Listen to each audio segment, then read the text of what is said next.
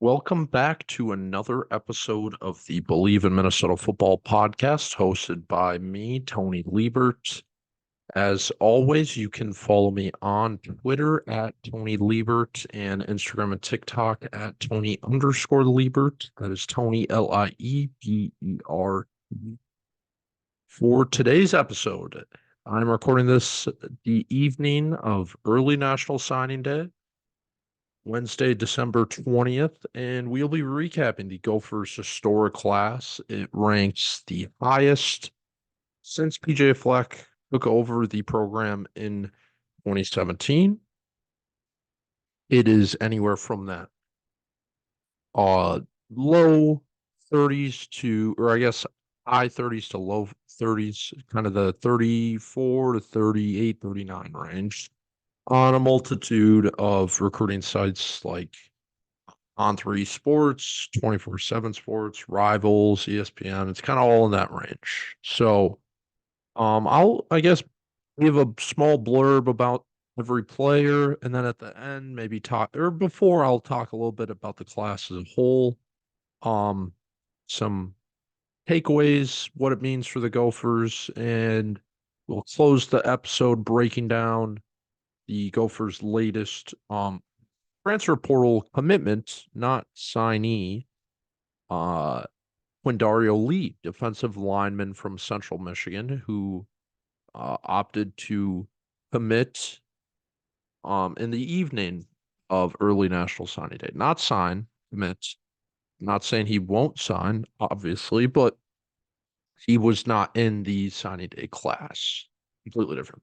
So, jumping right into it, the Gophers. I'm just going to talk about the high school guys. There were a few, all the transfer portal guys also committed, but in my opinion, early national signing days for the high schoolers. So that's what we're going to talk to, even though it obviously means a lot because those transfer guys officially signed with the team. But the Gophers brought in 19 scholarship players and one preferred walk on. The highlights obviously begin and end with the number one player in Minnesota, Koi Perich from Esco, Minnesota, the star safety, who is now the third highest ranked recruit in the Gophers history as a program in the internet era. But he's the third highest, and offensive lineman from Wisconsin, Nathan Roy, is the fourth highest. So they have landed two of their four best recruits in program history in the same class. That's why this class is special. It seems like every year people are like, "Oh, this is PJ Fleck's best class. He's a good recruiter." Blah blah blah. This class is different because the Gophers haven't been able to do that. They landed two top consensus top 150 guys. Koi Perich has climbed all the way up to like a top 90 guy. So landing both those guys highlights this class. The top level talent is something that they haven't had in the past. They've kind of built their class around depth and at bringing in a lot of guys. Now they have the top level guys. So that's certainly something worth noting. Behind that, I think there's a lot of really good offensive linemen in this class. Nathan Roy, like I mentioned, Riley Sunram from North Dakota, and Brett Carroll from Kansas.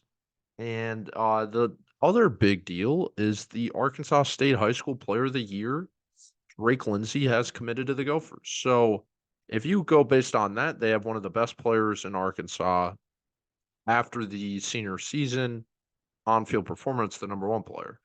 Um, they have the number one consensus player in North Dakota, the number one consensus player in Minnesota, and the number one consensus player in Wisconsin. So that is four of the best players in four different states. So that's a tremendous thing. Um, and that's I think why this class is different.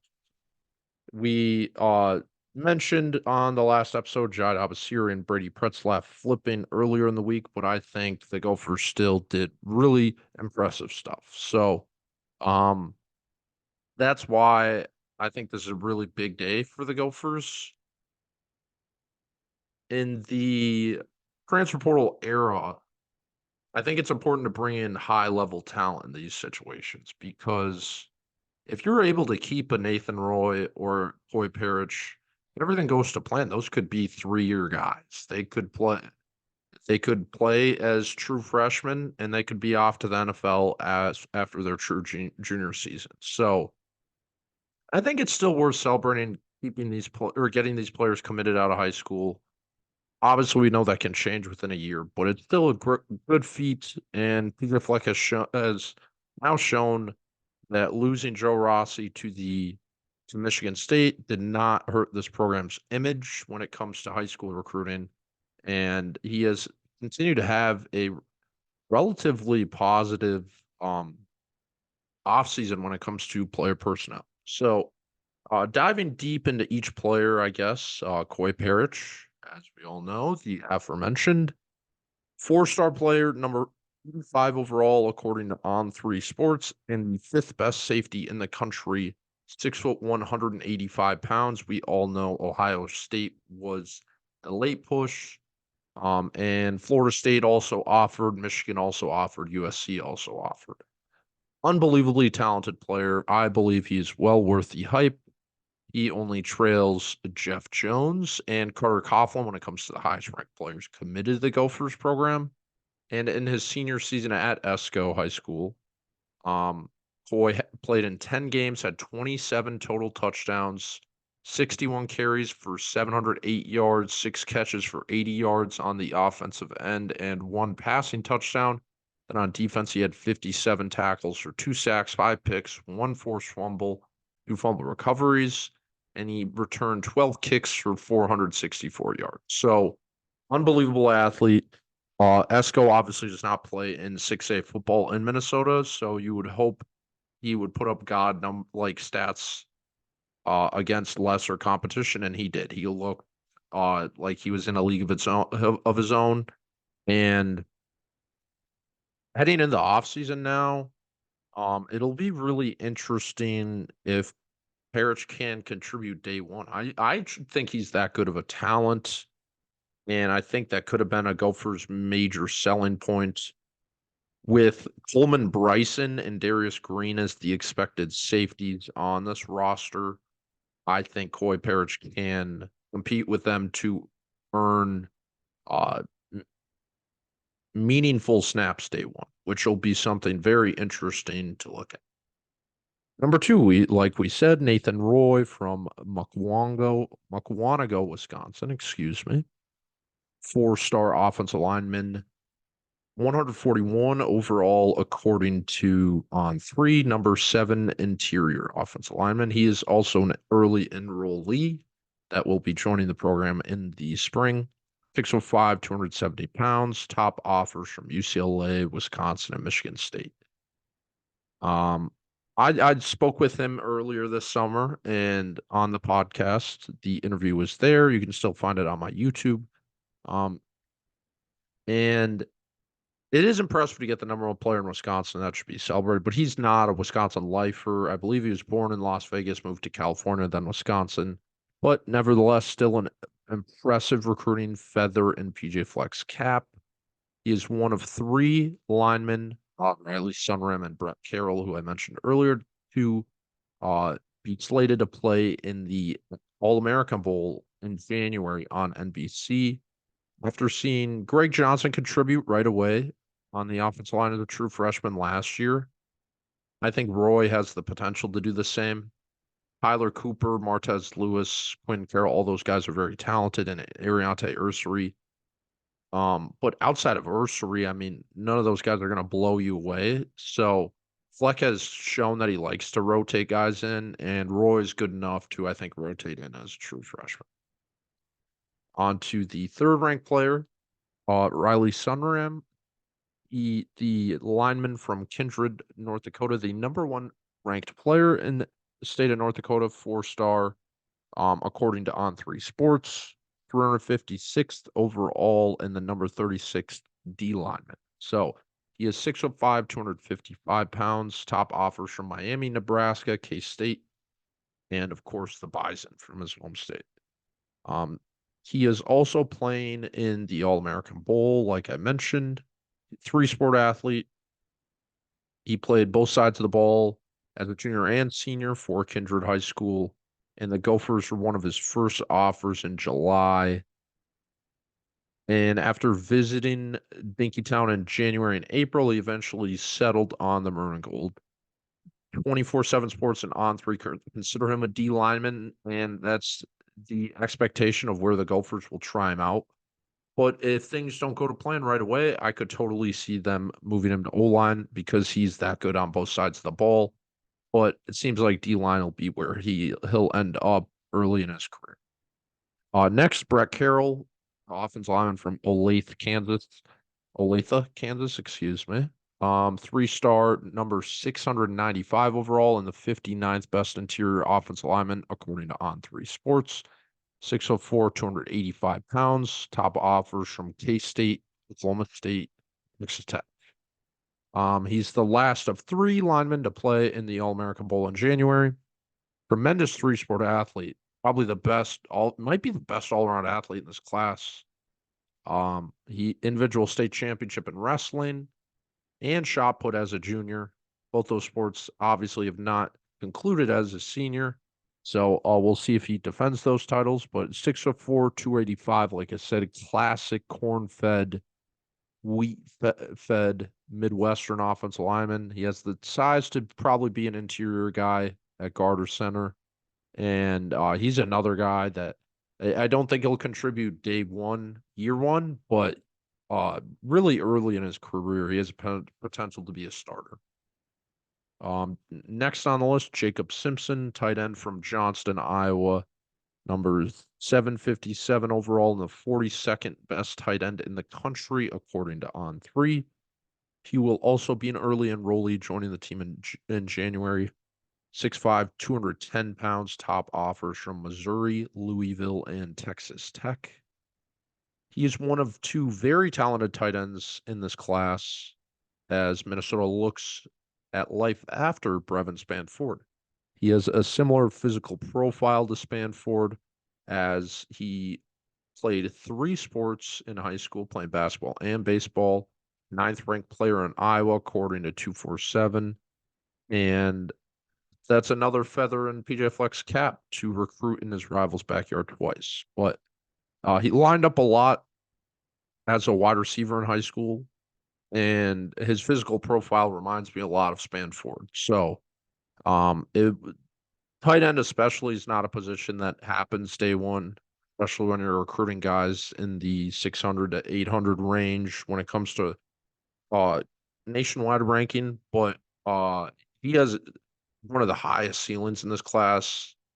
Simpson and Julian Johnson, who I'll get to next, and they're both very comparable players, and oddly enough, they are ranked back to back on 3 sports rankings.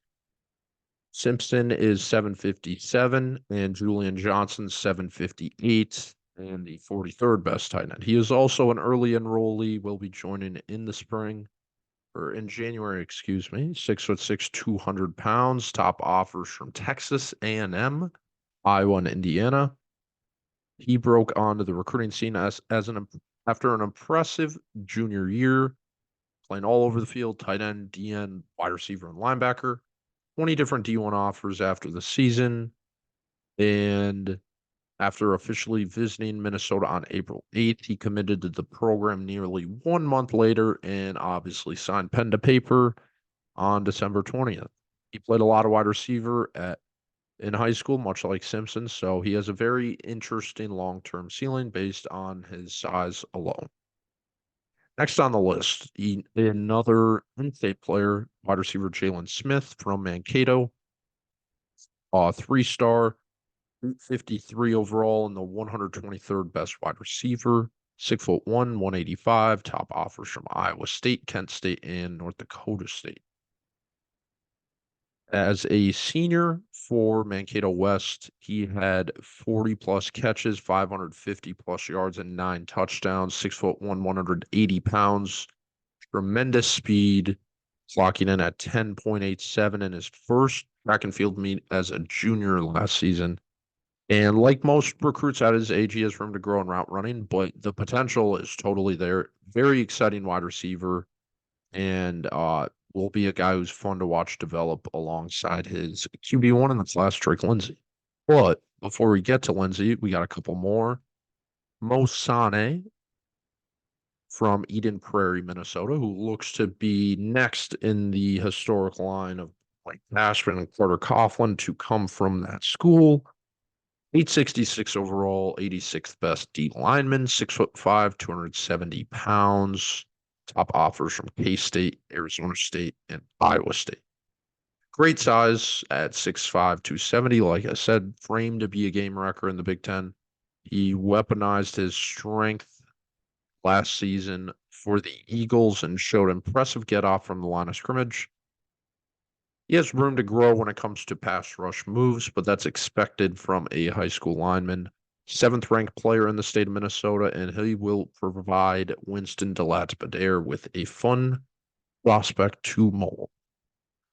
Next on the list, a player who's already a fan favorite, linebacker Mason Carrier from Detroit Lakes, Minnesota. His brother, Ethan Carrier, is on the team as a defensive back.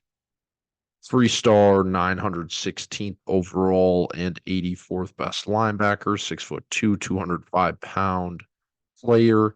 And Minnesota was his first offer and his last. He committed immediately after getting the offer as a junior. He was the first player committed in this class.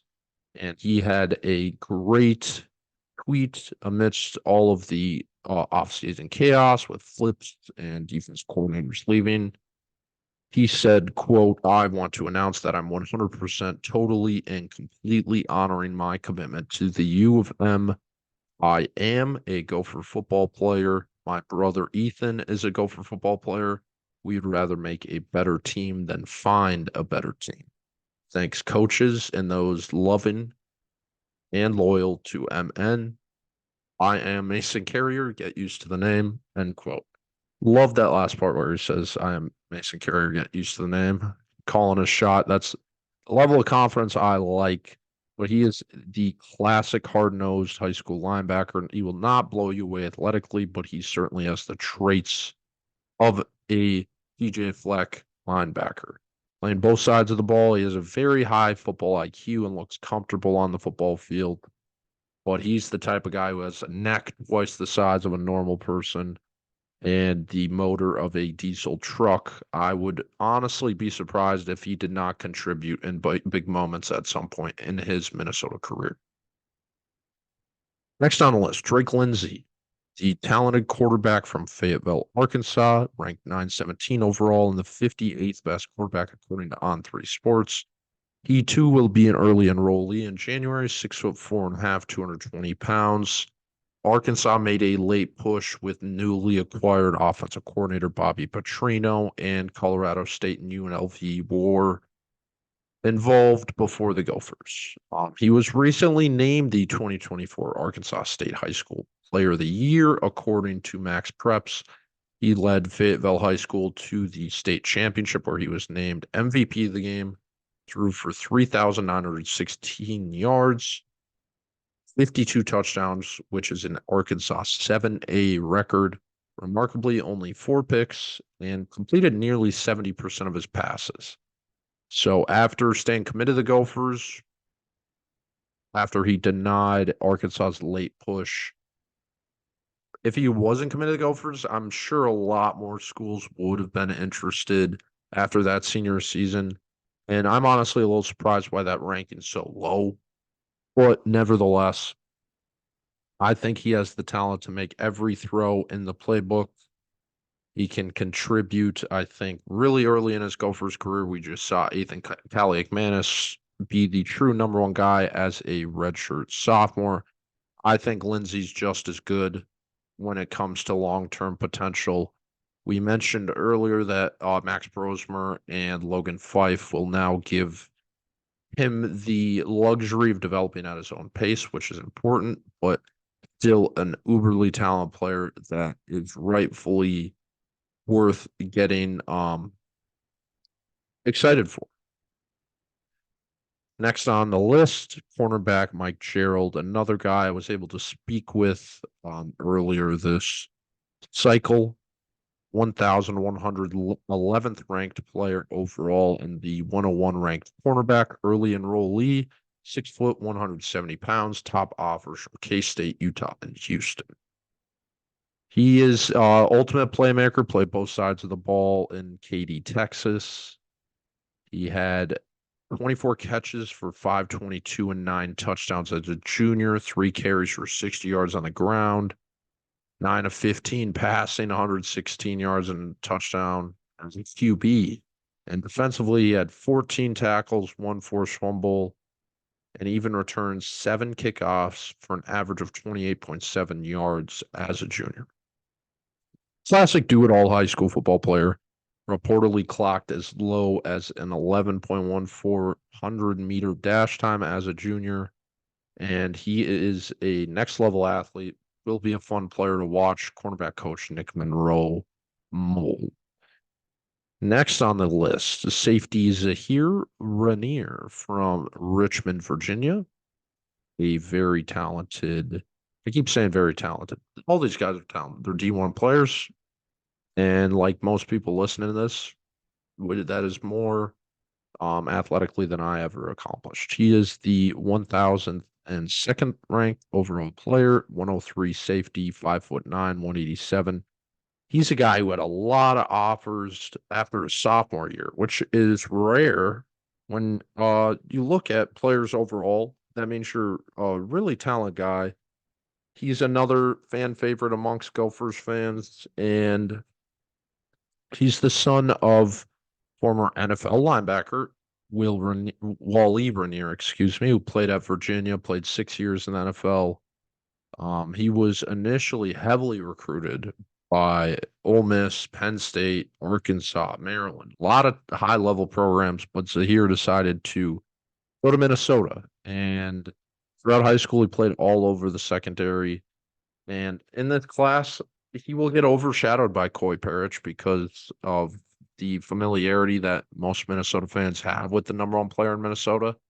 But I think Sieh has the skills and intangibles to also start at some point in his Gophers career and be next in line of a very talented safety group and could make one of the more interesting and talented duos in the country at the back end if both players stay at Minnesota throughout their career.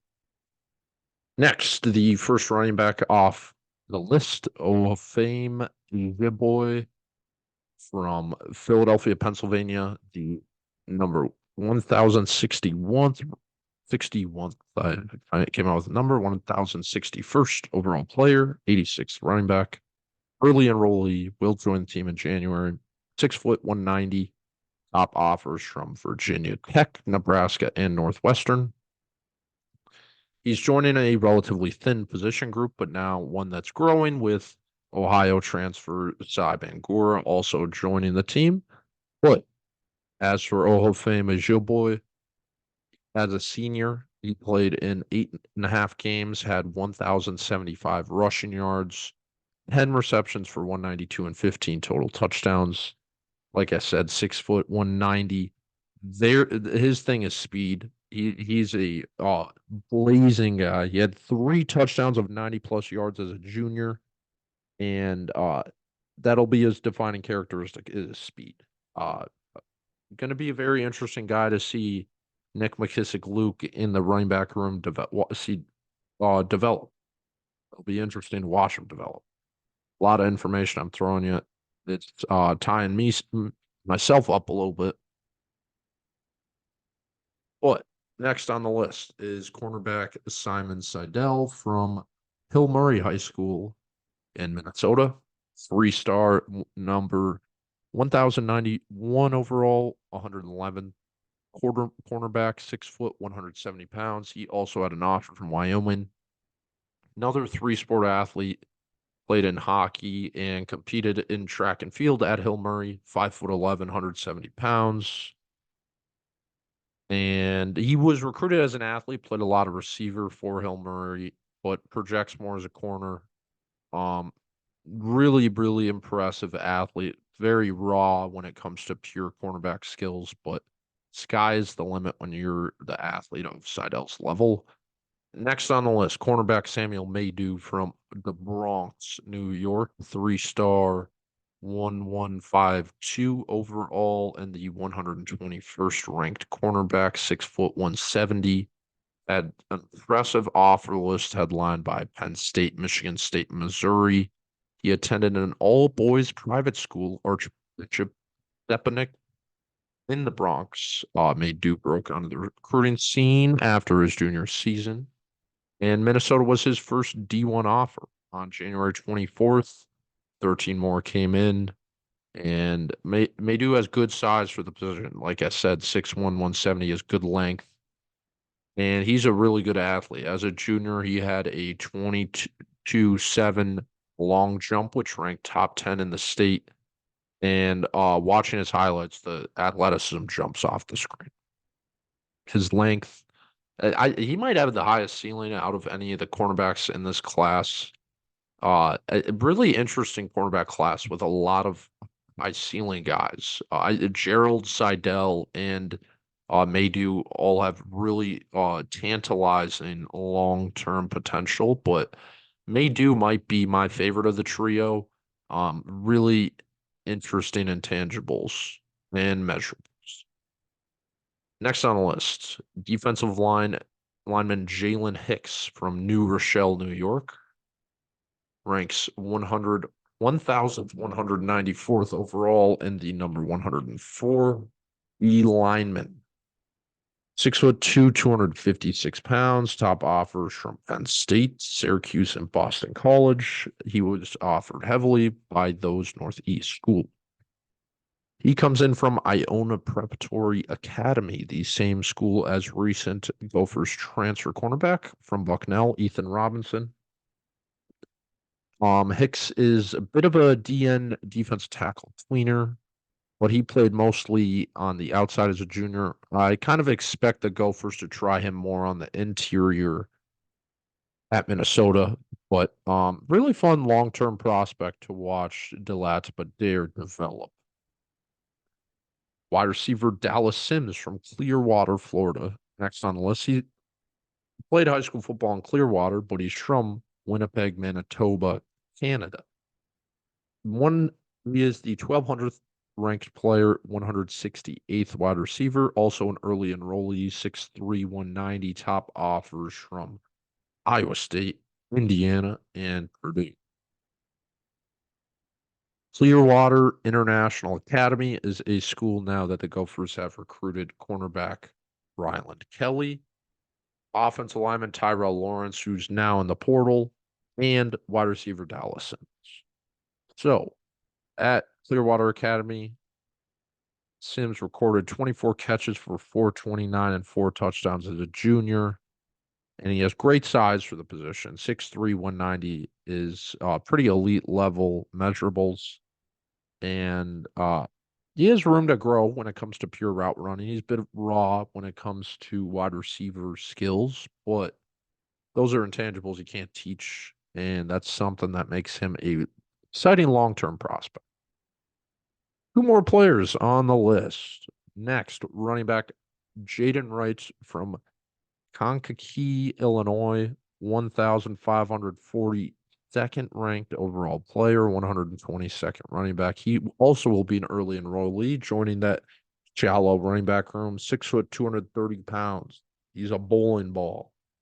Top offers from West Virginia, Illinois, and Syracuse.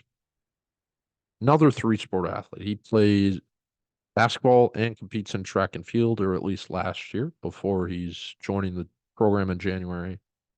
Tremendous junior football season for the Fighting Irish. He had 1,224 rushing yards and 20 touchdowns. He has solid size, like I said, 6', 230, bit on the beefier side, but he has the speed as well. 11.64 in the 100-meter dash. But that's not his game. I think he's a back that wins with vision and balance. And I'm not going to put this pressure on him, but when I watched his film, it reminded me a lot of Mo Ibrahim. This is the second to last ranked player in this entire class, according to a lot of recruiting sites. It's just his running style reminded me a lot of Mo. So he's a guy to look out for. I mean, last year, the last guy on this list was Matt Kingsbury, who played meaningful snaps against Purdue. So just because these guys are at the bottom of the list, you can't overlook them. But lastly, edge defender Sam Macy from Chanhassen, Minnesota, 3-star, 1,574th overall ranked player, the 130th ranked edge defender. He also will join the program in January.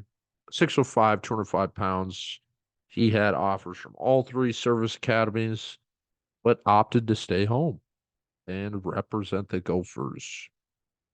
Like I said, Kingsbury was the last guy I mentioned last year. So got to keep an eye out for everyone on this list, even if the star rankings don't tell you. But Macy was one of the best players in Minnesota last season. He's a bit undersized to be a true four-tech defensive end day one. Um, he's 205 listed at, and that might be a little favorable. He's a pretty lean 205, so he's a guy you got to put in the weight room. Got to add some muscle, but 6'5" is something you can't teach. He's got really long arms too, and he has a similar physical profile to a player like Thomas Rush. Just a guy you could look out for. He was a guy who slowly developed and got to a really nice level. Macy's a guy who's all bought into the Gophers. Loved his interview I saw on um, Twitter today after his signing day festivities. So he'll likely not be an immediate contributor, but don't want to overlook him. And then lastly, I want to shout out Harrison Brunn, who's cornerback from Rockford, who is the Gophers' lone preferred walk-on signee from the day. So that was a lot of information I threw at you, but it's a really good class, and I think there's a lot to be excited for.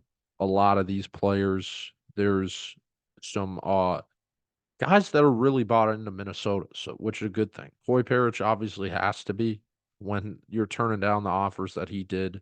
Drake Lindsey, a lot of these guys had late pushes that Gophers fended off, um, which is always a great thing to see. Offensive line depth is huge. I think that's one position in the new era of college football that's going to be very important to recruits at the high school ranks. Because when you have a good offensive line, continuity is such a big deal. You got to have guys that play together, that know each other, that know each other's strengths, know each other's weaknesses, and adding Brett Carroll, Nathan Roy, maybe Riley Sunram. Adding those three guys is huge. Tight end position too. Those are offensive linemen as much as they are receivers at the end of the day, especially in this offense. But Mason Carrier, another guy who's just Gophers. He bleeds maroon and gold. And like I said, that cornerback group, a lot of interesting long-term guys. Olafema Jaboy is a running back that that a lot of people aren't circling either one of these running backs because the Gophers have had Darius Taylor, Kai Thomas, and Bucky Irvin be such highly ranked guys and contribute right away. And neither one of Jaboy and Jaden Wright are highly ranked, but got to look out for them. They're both highly productive high school players, and the Gophers have learned how to identify talent at that position. This is their first full cycle without Kenny Burns from the running back room as their running back coach. So these are Nick McKissick, Luke's guys. So that'll be an interesting thing to watch, but really fun class with a lot of fun players. So plenty to be excited about. Before I let you guys go, we got two transfer um commitments to talk about. We talked about Jayante McMillan. We talked about who's the other guy who committed recently. There's just so much. It's hard for me to keep track. I'm trying to help you guys as much as possible, but let me see here. Jayante McMillan and Logan Fife were the two guys we talked about on the last episode. So there have been two more. Ohio transfer running back Sieh Bangura was another guy who might be my favorite commitment in this whole transfer portal thing, even more than Max Brosmer. This was a guy For some reason, I really liked Ohio's team. I'm a big Curtis Rourke guy who'll be interesting to watch at Indiana. And Cy Bangura won MAC Freshman of the Year last season. So, really talented guy who came to Athens, Ohio from Hyattsville, Maryland, suburb outside of Washington, D.C., most notably known for DeMatha Catholic High School, one of the best sports schools in the entire Northeast. The guys like Chase Young, Markel Fultz, Victor Oladipo, Mike Breen, the Notre Dame head coach, old Notre Dame head coach, not there anymore, but a lot of really talented and notable people went to that high school. And oddly enough, the Gophers starting point guard in basketball, Elijah Hawkins. But Bangura played running back and safety high school level, had 15 D1 offers, notably his home state, Maryland. But went to Ohio, true freshman. He played in 4 games, scored a touchdown on his first ever carry, which is interesting. But ultimately redshirted 2021, 2022, redshirt freshman. Started all 12 games, 222 carries, 1,078 yards, 13 touchdowns, earning him Freshman of the Year honors in the MAC. 2023, clear cut starter, kind of dialed back his workload, played in all 12 regular season games, 811 rushing yards, 7 touchdowns. He's showed his ability to work in the passing game too, 18 catches for 159 and a score. So he's 6 foot 209, very explosive player. I personally think he's better than Trent Howland. I liked Howland's skill set, but Bangura is the type of guy that's a game breaker every time he touches the football. I think he can kind of be what Gophers fans hoped Sean Tyler was going to be this last season. And I think he's a tremendous number 2 option. And if Darius Taylor, God forbid, struggles with injuries again this year, I think Bangura can step into the number 1 role and be a really fun 1-2 punch with Jordan Newman if they're both healthy. So great. Kudos to PJ Fleck and the Gophers finding him in the portal. Really like his skill set and a player worth getting excited for. And today on early National Signing Day, the Gophers found their other replacement for one of their flips. FIU defense tackle Jordan Gerard, who transferred to Louisville, who flipped to Louisville. They found a defensive lineman, Quindario Lee, who will likely play more on the edge, but really solid player that Michigan State, Maryland was after. So he started Mackenzie, Alabama High School, and decided to go to the JUCO route. I think then, yeah, so he went to Fort Scott Community College in Fort Scott, Kansas. Really solid community JUCO that a lot of guys that came out from.